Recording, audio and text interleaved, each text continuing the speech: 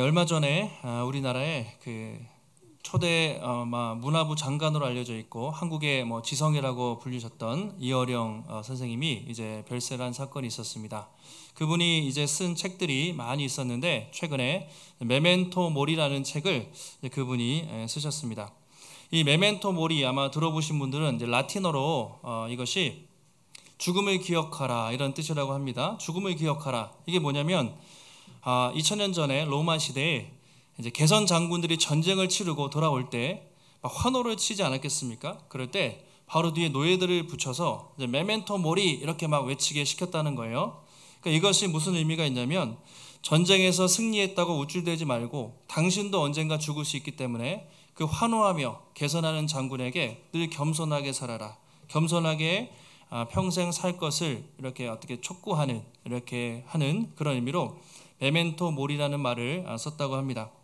지금 생각해도 상당히 지혜로웠던 것 같습니다. 왜냐하면 전쟁을 이기고 모든 권세를 가지고 오는데 바로 그 뒤에서 죽음을 기억하라 이렇게 외친다는 것은 상당히 지혜로운 일이라고 우리가 생각할 수가 있습니다. 그래서 이어령 선생님이 이제 무신론자로 사시다가 뒤늦게 여러 가지 우여곡절 끝에 하나님을 믿고 이제 회심을 하게 됐죠. 그래서 그 이후에 많은 책들을 쓰셨습니다. 경건서적들, 지성에서 영성으로 많은 책들을 쓰셨는데 이제 그 메멘토 모리라는 책에 어떤 내용이 있냐면 예전에 삼성을 창업했던 고 이병철 회장님이 죽기 전에 24가지 질문을 신부님에게 했다고 알려져 있습니다. 인생에 대해서, 죽음에 대해서 아주 솔직한 질문 24가지를 유서처럼 적어서 유명한 신부님에게 그것에 대해서 좀 답을 해달라 요청을 했던 것이죠. 그것을 이제 우리 이어령 선생님이 다시 기억해서 돌아가시기 전에 한 작년 말에 집필이 된 것 같아요. 그래서 병상에서 이제 자기 나름대로 답을 써서 이렇게 쓴 책이라고 하는데 그 질문을 내용을 보면 이렇습니다. 옛날에 그 이병철 회장이 첫 번째 질문이 신의 존재를 증명할 수 있겠냐? 궁금하다. 그리고 신이 우주를 창조한 것을 증명할 수 있냐를 물어봤다고 합니다. 그리고 천국과 지옥이라는 게 진짜 있냐 질문을 했고 왜 하나님이 그러면 악인들을 만들어서 세상이 이렇게 혼탁하게 하셨냐 이런 질문들을 쭉 하다가 마지막 24번째 질문이 지구의 종말이 올 것인가, 지구의 종말, 재림이라는 게 정말 있냐 이 질문을 이렇게 던졌다고 합니다. 그래서 책을 한번 시간 되시는 분들은 읽어보시면 이제 나름대로 기독교적인 관점으로 이어령 선생님이 답변을 하는 내용들이 이제 메멘토 모리 책 안에 있습니다. 결국은 마지막 죽을 날을 기억하며 사는 것이 지혜로운 인생이다 이렇게 말을 하는 것이죠. 성경에 세상 사람들에게는 이런 천지 창조에 대해서 하나님의 존재에 대해서 지구가 종말이 올까 사람들은 궁금해합니다.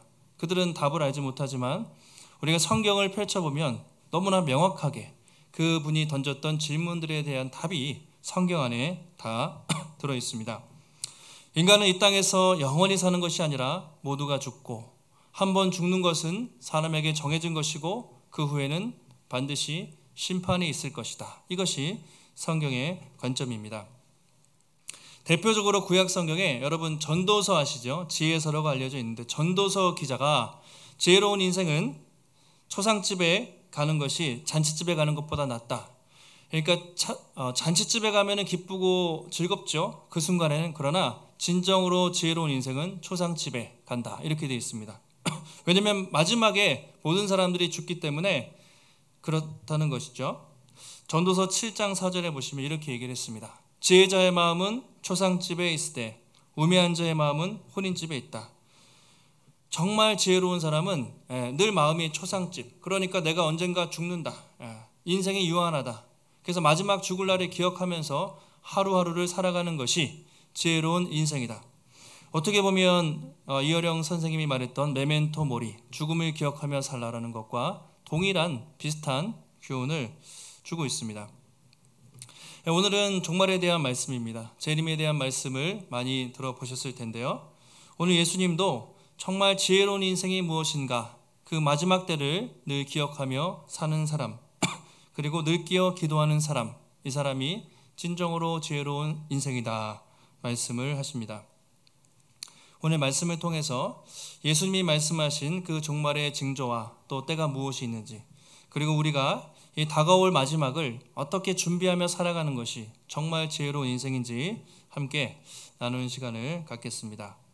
자, 오늘 말씀의 배경은 이렇습니다. 성전 앞에서 일어났습니다. 제자들이 성전을 지나가는데 그 앞에 예루살렘 성전이 있었어요. 이제 주님은 십자가 지시기 얼마 남지 않았습니다. 성전에서 날마다 말씀을 전하시는데 제자들의 관심은 하나님의 말씀보다 성전 건물이 너무 화려했던 거예요. 그 당시 헤롯 성전 하면 정말로 상당히 유명했습니다. 헤롯이라는 사람이 유대인이 아니었는데 유대인의 환심을 사기 위해서 엄청나게 건축을 열심히 했어요. 한 80년 이상 100년 가까이 계속 성전을 짓면서 대리석 하나, 성전 기초돌 하나하나 보는 사람들마다 깜짝 놀랄 정도로 아주 멋있게 지었습니다. 그래서 당시 기록에 보면 예루살렘 헤롯 성전을 보지 않고는 건축물에 논하지 말라, 당대 최고의 아름다운 성전이 있었습니다. 근데 주님이 제자들이 이 성전 너무 멋있다 하고 있는데 이 성전 얼마 있으면 돌 위에 돌 하나도 남지 않고 다 무너져 버릴 것이다. 이 성전이 한순간에 폭삭 망할 것이다. 이런 말씀을 하시는 겁니다. 제자들이 이 말을 듣고 깜짝 놀란 것이죠. 깜짝 놀라서 물어요. 선생님, 언제 이런 일이 있겠습니까? 언제 이 성전이 무너집니까? 그리고 그 징조는 무엇입니까? 라고 제자들이 예수님께 묻는 것이죠. 바로 여기서 이제 주님이 종말에 대한 이야기를 쭉 길게 하십니다. 그래서 이것이 예루살렘 성전이 보이는 감람산에서 이제 이 말씀을 하셨다고 해서 감람산 강화라고도 이제 불리게 됩니다. 우리가 종말에 대한 말씀을 이렇게 들으실 때 여러분 좀 헷갈릴 수 있는데 예수님은 항상 1차적으로 그 말씀을 듣는 예루살렘 AD 70년에 실제로 성전이 무너지게 돼요. 로마의 침략으로 무너지게 되는데 1차적으로 이 성전이 멸망할 것과 그리고 인류 역사의 마지막에 종말이 올 것을 연결해서 같이 말씀을 하십니다. 왜냐하면 이스라엘 백성들에게는 성전이 무너진다는 것은 종말과 같았어요. 그래서 1차적으로는 성전 멸망을 가지고 그리고 2차적으로 우리에게 인류의 마지막 종말이 어떻게 올 것인지 함께 연결해서 주님이 말씀을 하십니다. 자, 오늘은 이런 배경에서 무화과 나무 비유를 하세요. 무화과. 이스라엘 백성들은 무화과가 흔했습니다. 그래서 아마 성전 앞에 무화과가 있었을 거예요. 이 무화과를 봐라. 싹이 나면 여름이 가까이 온 줄 알지 않냐. 이런 징조들이 나타날 때 곧 하나님의 나라 종말이 가까운 줄 알아라. 주님이 말씀을 하십니다. 이스라엘 백성들은 이제 무화과가 싹이 나면 겨울에는 보통 이렇게 꽁꽁 얼었다가 이제 가지가 생기면서 여름에 활짝 이렇게 싹이 나고 열매가 맺혔다고 합니다. 여러분, 우리나라는 어떻습니까? 이제 겨울 지나고 이제 막 봄이 한참 성큼 다가왔어요. 우리나라는 봄의 징조가 뭐죠? 봄이 온 줄 어떻게 우리가 알죠? 무슨 꽃이 피면 노란색 개나리가 딱 피면 봄이 왔구나. 그리고 벚꽃이 피면 봄이 활짝 이제 들어섰구나 이렇게 합니다. 지금 제주도에는 이제 개나리가 다음 주에 개화가 한다고 해요. 그러니까 우리가 모르는 사이에 이제 봄이 성큼 다가왔는데 우리는 개나리가 피고 벚꽃이 피면 봄이 왔구나, 이 봄의 징조를 깨닫습니다. 이스라엘 백성들은 무화과에 싹이 나면 여름이 왔구나, 그것을 다 알았어요. 그러면서 주님이 이 비유를 통해서 내가 말한 이런 징조들이 나타날 때 바로 하나님의 때가 아주 가까이 왔다는 것을 너희들이 깨달아라 라고 말씀을 하십니다. 정확히 그날과 그때가 언젠지는 말씀 안 하시는데 징조에 대해서 이런 표적을 보거든, 이런 사인을 보거든 하나님의 나라가 가까이 온 줄 알아라 말씀하시면서 몇 가지를 말씀하세요. 오늘 말씀 앞에 여러 가지 징조들이 있는데 첫 번째가 여기저기서 거짓 선지자들이 나타날 것이다. 거짓 교사들과 거짓 메시아와 거짓 가르침들이 세상에 엄청나게 많을 것이다. 미혹되지 말아라 말씀을 하세요. 두 번째로 곳곳에서 전쟁과 난리와 이런 막 싸우는 일들이 많이 나타날 것이다. 두려워하지 말아라. 그리고 세 번째, 큰 지진과 기근과 전염병이 온 세상을 덮을 것이다 말씀을 하시고, 마지막 때에 하나님을 믿는 성도들이 많은 박해를 당할 것이다. 이런 일들이 일어나거든 하나님의 때가 아주 가까이 온 줄을 알아라. 주님이 말씀을 하신 것입니다. 여러분 잘 생각해 보십시오. 방금 제가 몇 가지 말씀드렸는데 이런 징조들을 볼 때 지금 우리가 사는 이 세상 어떻습니까? 곳곳에 이단들이 얼마나 활개를 치고 가짜뉴스, 거짓 선지자, 이상한 가르침들이 세상에 넘쳐나고 있습니다. 전쟁과 난리의 소문이 그치지 않죠. 다 아시죠? 그리고 지진과 기근과 전염병, 온 세상에 전염병이 2년 이상 덮고 있습니다. 또 이상기후가 나타나고 있습니다. 또 교회가 많은 박해를 받고 있습니다. 여러분 이런 것들을 보시면 얼마나 이 세대가 정말 주님이 오시기 가까운지 종말의 세대와 너무 비슷하다는 것을 여러분 아마 아실 겁니다. 저도 예전에는 나이도 조금 더 어리고 예전에는 이게 언젠가 오겠지, 뭐 언젠가 오시겠지 그랬는데 요즘 들어서는 정말 때가 찬 것 같다. 정말 오늘 오셔도 이상하지 않을 정도로 정말 이 때가 꽉 찼구나라는 것을 우리가 이제 이 시대를 보면 알 수가 있습니다. 근데 문제는 사람들이 이런 상황 속에서도 여전히 이 종말 주님의 오심을 대해서 가까이 왔다는 것을 전혀 깨닫지 못하고 그냥 일상에 파묻혀서 주님 오시지 않는 것처럼 여전히 살고 있다는 것입니다. 예수님이 그런 말씀을 하셨어요. 2000년 전에 노아의 때와 롯의 때를 예를 들면서 너희 선조들도 그랬다. 수많은 경고들이 있었지만 사람들이 그 경고를 무시하다가 갑작스럽게 심판을 당했다 하시면서 노아의 시대 어땠습니까? 노아가 산꼭대기에다가 방주를 짓고 100년 넘도록 배를 짓는데 사람들이 계속 무시하고 그렇게 심판이 없을 거야, 하나님 그런 거 없을 거야 하다가 갑자기 홍수가 나서 수많은 사람들이 그렇게 죽었습니다. 시집가고 장가가고 먹고 마시고 일상에 파묻혀 살다가 종말이 임박한 줄도 모르고 한순간에 멸망을 당했던 노아 시대의 사람들. 또 창세기에 보면 소돔과 고모라, 롯 아시죠? 롯의 시대. 천사가 와서 이제 곧 이 소돔과 고모라 땅에 불과 유황이 떨어질 것이다, 심판이 있을 것이다 라고 듣고 롯이 자기 딸과 사위를 불러가지고 같이 도망치자고 그렇게 얘기하죠. 근데 롯의 사위들이 뭐라고 합니까? 그 장인의 말을 농담으로 여겼더라 이렇게 되어 있어요. 비웃었어요. 무슨 심판이 있냐고, 말도 안 되는 헛소리 하지 말라고 그렇게 하고 있다가 롯과 그의 가족 몇 명만 피신을 하고 다 심판을 받아 죽게 되었습니다. 그러니까 사람들이 그 계속되는 경고를 무시하고 있다가 한순간에 멸망을 당했던 노아의 시대, 롯의 시대를 주님이 말씀하시면서 너희는 그렇게 하지 말아라고 주님이 권면을 하시는 거죠. 오늘날에도 여러분 보면 똑같지 않습니까?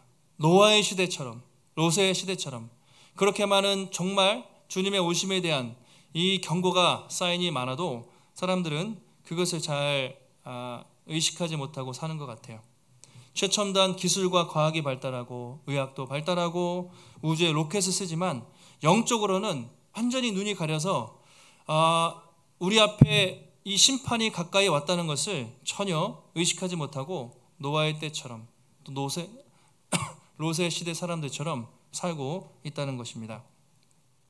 예수님이 32절에 보시면 이렇게 얘기하세요. 내가 진실로 말하노니 이 세대가 지나가기 전에 이런 모든 일이 있을 것이다 얘기를 하십니다. 먼저 이 세대, 너희 세대에 이런 종말이 있을 것이다 먼저 경고를 하세요. 이게 예수님이 이 세대라고 말했잖아요. 그 말씀을 듣는 그 시대인데 항상 우리가 기억하셔야 될 게 성경을 읽으실 때 항상 예수님이 1차 독자들, 성경 그 당시에 성경을 듣는 사람들이 있고 2차 독자들, 후대에 나중에 말씀을 듣는 우리에게 하신 말씀이 있습니다. 예수님이 먼저 말씀을 듣고 있는 제자들에게 너희 시대에 이런 종말이 임할 것이다. 그것이 어떻게 성취됐습니까?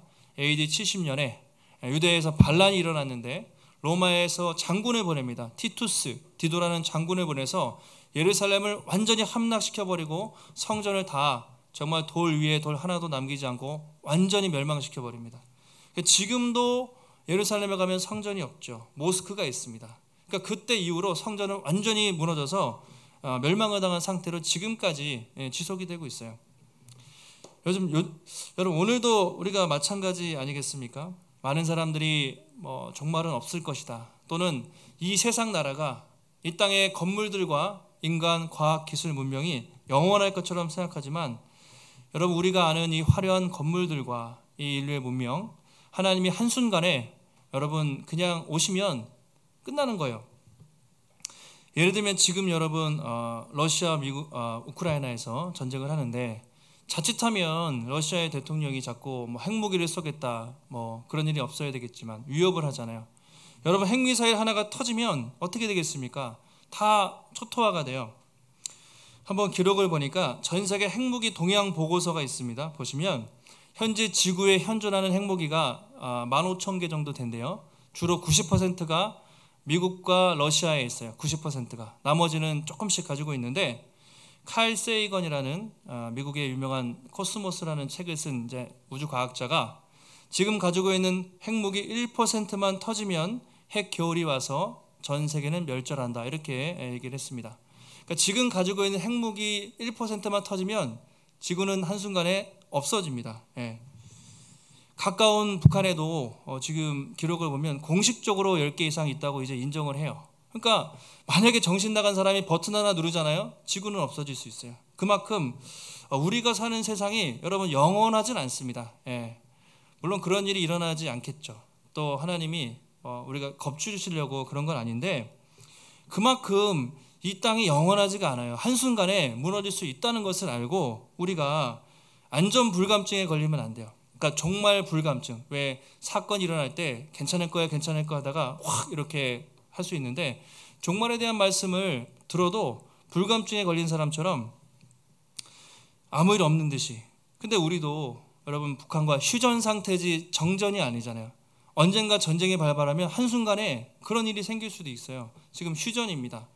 마찬가지로 우리가 종말 불감증에 걸리면 안 되죠. 계속해서 하나님이 이 세상을 향해서 사인을 주고 계세요. 하이니 법칙 들어보셨을 겁니다. 하이니라는 사람이 어떤 대형 사고가 발생하기 전에 수많은 경미한 사고들이 사인들이 계속 있다는 거예요. 한 번에 빵 터지는 게 아니라 어떤 사건 이전에 계속해서 작은 사인들이 수십 개가 모여서 큰 사건이 터집니다.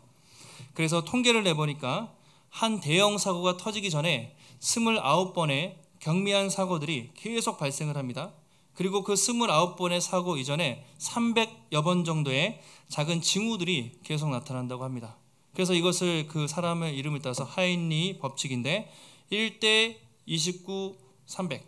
예, 큰 사건 일어나기 전에 29번의 작은 징조, 또 그 전에 300번의 작은 징후들이 있다. 그러니까 경미한 징후들을 무시하다가 한 번에 훅 갈 수가 있다는 것이죠. 예전에 여러분 아시는 삼풍백화점, 또 성수대교, 세월호 침몰, 안타까운 사건들, 그리고 최근에 광주에서 아파트 붕괴 사고, 한순간에 무너진 게 아니에요. 사실은 다 수많은 수백 번의 경미한 징후들이 있었는데 여러 가지 이유로 계속 무시하다가 한 번에 꽝 사고가 났습니다. 근데 갑자기 난 것이 아니라 사실 미리 준비했으면 다 막을 수 있는 사고였는데 그 수많은 징후와 징조들을 무시하다가 한순간에 무너져 버린 것이죠. 여러분 이 법칙을 한번 적용해 보시면 영적으로 지금 이 시대의 전조들이 종말의 징조들이 얼마나 많이 나타나고 있습니까? 아까 말했던 거짓 선지자들과 기근과 지진과 고통 그리고 전쟁, 전염병 수많은 징조들이 넘쳐나고 있는데도 사람들은 무시해요. 괜찮을 거야 괜찮을 거야 그렇게 말하고 있습니다. 근데 문제는 세상 사람들은 그렇다 쳐도 우리 예수 믿는 성도들도 사실 생각보다 그 주님의 오심을 가까이 생각하고 늘 깨어 사는 사람들이 생각보다 많지 않은 것 같아요. 주님이 그래서 말씀을 하십니다. 천지는 없어지겠으나 내 말은 영원히 없어지지 않겠다 말씀을 하세요. 천지, 우리가 보이는 하늘과 땅과 이 과학 문명은 결국 없어지겠지만 내 말, 하나님의 말씀은 절대로 없어지지 않는다고 주님 말씀을 하십니다. 마태복음에 보면 예수님이 이렇게 얘기하세요. 진실로 너희에게 이르노니 천지가 없어지기 전에 율법의 1.1획도 하나도 없어지지 않고 다 이루리라. 천지는 무너질 겁니다. 언젠가 이 세상은 없어질 거예요. 새로운 새하늘 새 땅이 오겠지만 그때까지 하나님의 말씀, 율법의 이 성경의 1.1획도 여러분 없어지지 않고 영원히 성취될 것이다. 완벽할 영원히 있을 것이다. 그렇게 말하는 것이죠. 결국 여러분 이 세상은요 다 지나가고 세상의 화려한 건물들과 또 세상의 모든 권력, 여러분 로마가 영원할 것 같았지만 무너졌죠. 미국이 영원하겠습니까? 중국이 영원하겠습니까? 새로 뽑힌 대통령, 이 권세가 기껏하면 5년이고 영원하지 않아요. 그러니까 세상의 나라는 다 끝납니다. 성경은 오직 하나님의 나라, 하나님의 말씀만이 영원할 것이다. 그렇게 말씀을 하는 것이죠. 풀은 마르고 꽃은 시드나 하나님의 말씀은 영원히 서리라. 그것이 우리가 붙잡고 살아야 하는 말씀인 줄 믿습니다. 예수님이 종말을 어떻게 그럼 준비해야 되는가? 이 34절에서 이렇게 말씀을 하세요. 우리 필요한 준비가 34절에 있습니다. 같이 한번 읽겠습니다. 시작. 너희는 스스로 조심하라. 그렇지 않으면 방탕함과 술 취함과 생활의 염려로 마음이 둔하여지고 뜻밖의 그날이 덫과 같이 너희에게 임하리라. 스스로 조심해야 된다. 스스로 조심해라. 그렇지 않으면 그날이 덫과 같이 한순간에 임한다. 세 가지를 조심하라고 되어 있습니다. 방탕함과 두 번째 술 취함, 그리고 생활의 염려. 세 가지입니다. 방탕함, 술 취함, 생활의 염려. 이 방탕과 술 취함은 우리가 묶어서 볼 수가 있겠는데요. 성령의 충만함과 반대예요. 사도 바울이 술 취하지 말고 성령의 충만함을 받으라.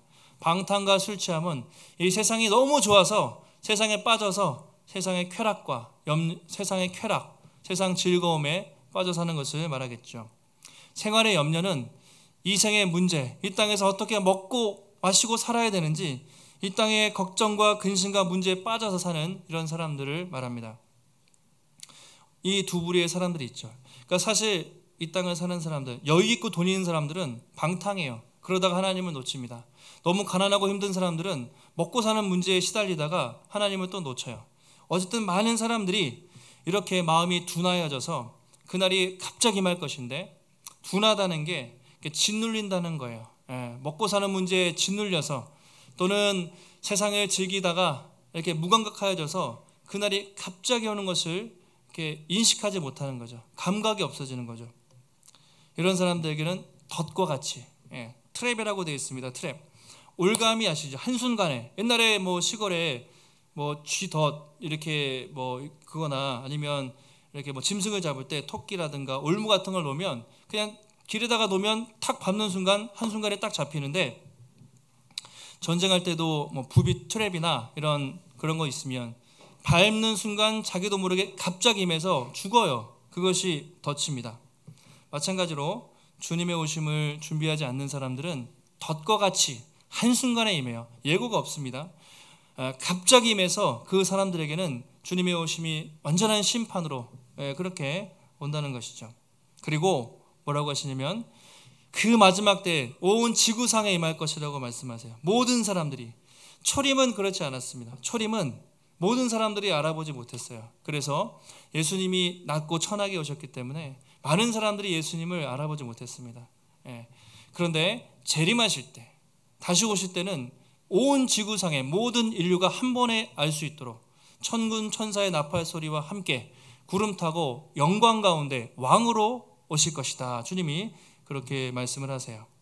어떻게 우리가 잘 준비해야 되겠는가? 36절에 이렇게 얘기하십니다. 이러므로 너희는 장차 올 이 모든 일을 능히 피하고 인자 앞에 서도록 항상 기도하며 깨어 있으라 하시니라. 이 모든 심판을 피하고 인자 앞에, 마지막에 주님 앞에 설 수 있도록 어떻게 합니까? 항상 기도하고 깨어 있으라 하시니라. 주님이 말씀을 하셨습니다. 잘 아시는 말씀이죠. 항상 기도하고 깨어 있으라.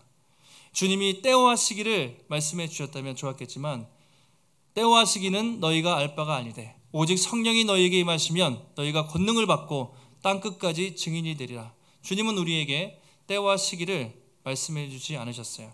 그것은 하나님의 섭리의 영역입니다. 그러나 늘 깨어 기도하는 자에게는 그날을 잘 준비할 수 있다고 주님이 말씀을 하셨습니다. 깨어있다, 영적으로 깨어있다. 마치 군인들이 최전방에서 보초를 쓸 때, 경계를 쓸 때 군인은 24시간입니다. 항상 전방을 주시하고 언제 적이 쳐들어올지 모르기 때문에 늘 경계를 서야 했어요. 이게 깨어있다는 것입니다. 그러니까 매일 뭐 교회에서 기도만 하고 이렇게 있는 게 아니라 늘 하나님을 의식하는 것이죠. 오늘도 이 시간 예배를 드리실 때, 그리고 주중에 세상에 살아가실 때 늘 하나님을 의식하며 살아가는 것, 이것을 우리가 코람데오라고 합니다. 늘 하나님 앞에서 깨어 살아가는 것, 이 코람데오의 마음으로 우리가 살아가는 것, 이것이 주님의 오심을 잘 준비하는 삶이라고 주님이 말씀하십니다. 여러분, 많은 사람들이 되게 열심히 살죠. 세상 사람들도 미래를 위해서 얼마나 열심히 투자하고 준비하는지 몰라요. 시험을 보기 위해서 열심히 준비하고 스펙을 쌓습니다. 어떤 사람은 주식과 부동산 얻기 위해서 엄청나게 공부를 하고 투자도 합니다. 어떤 사람은 결혼 준비, 어떤 사람은 취업 준비, 출산 준비. 나이가 든 어르신들은 이렇게 미리 수의를 준비하고 영정사진을 준비하고 자기네 죽음을 준비하는 사람도 있어요. 그런데 여러분, 정말 안타깝게도 사람들이 영혼을 준비하는 사람이 별로 없다는 것이죠.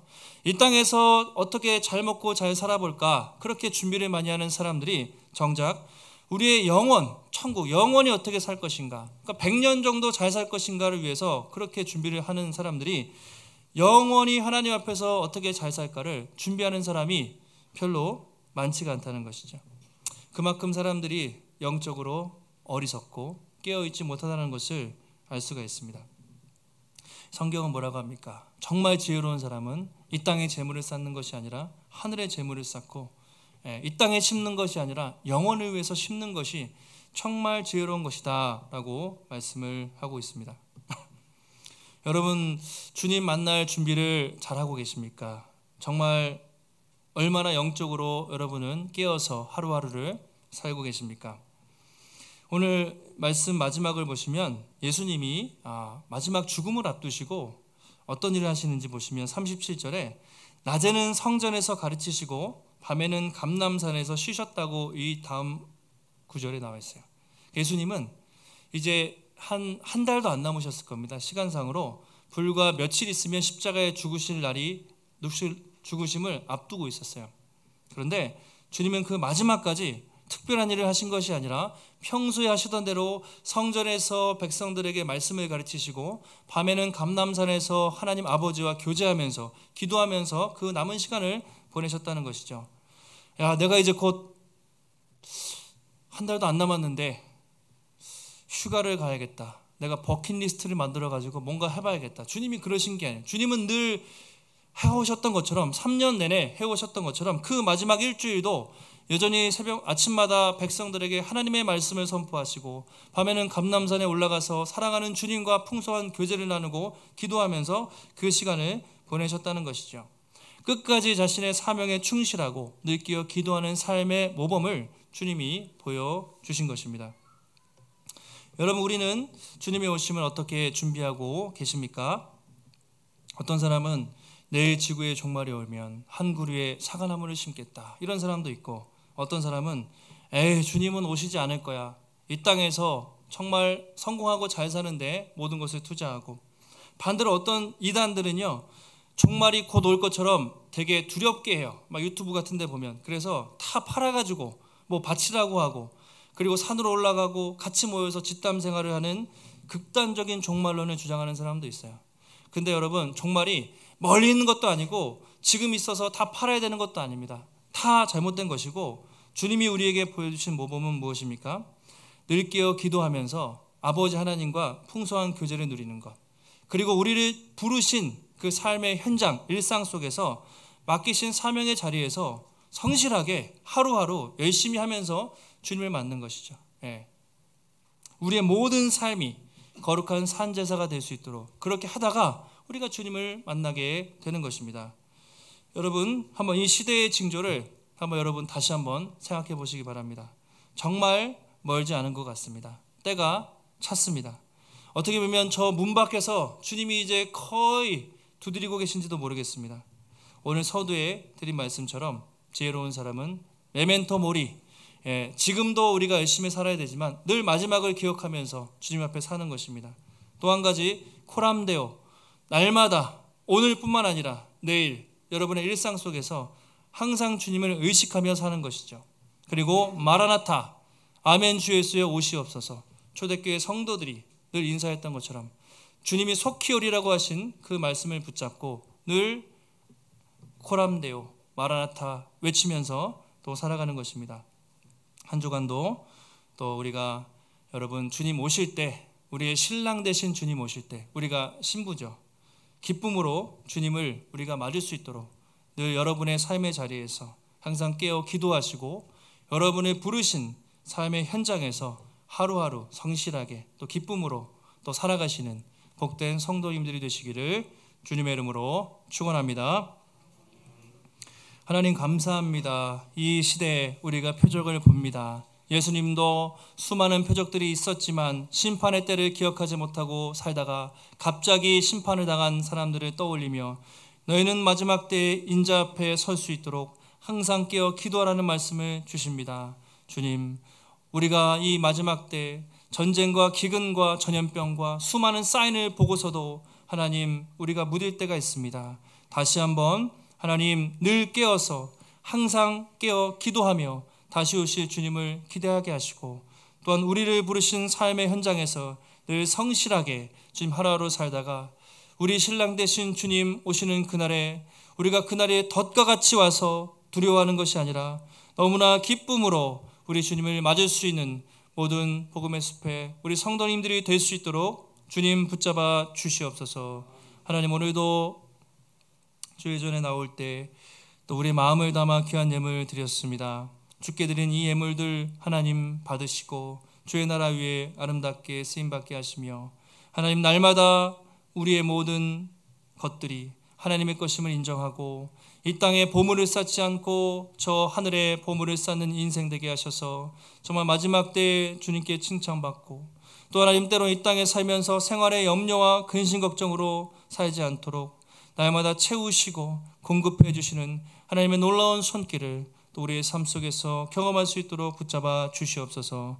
한 주간도 승리케 하시기를 간구하오며 모든 말씀 거룩하신 예수님의 이름으로 기도하옵나이다.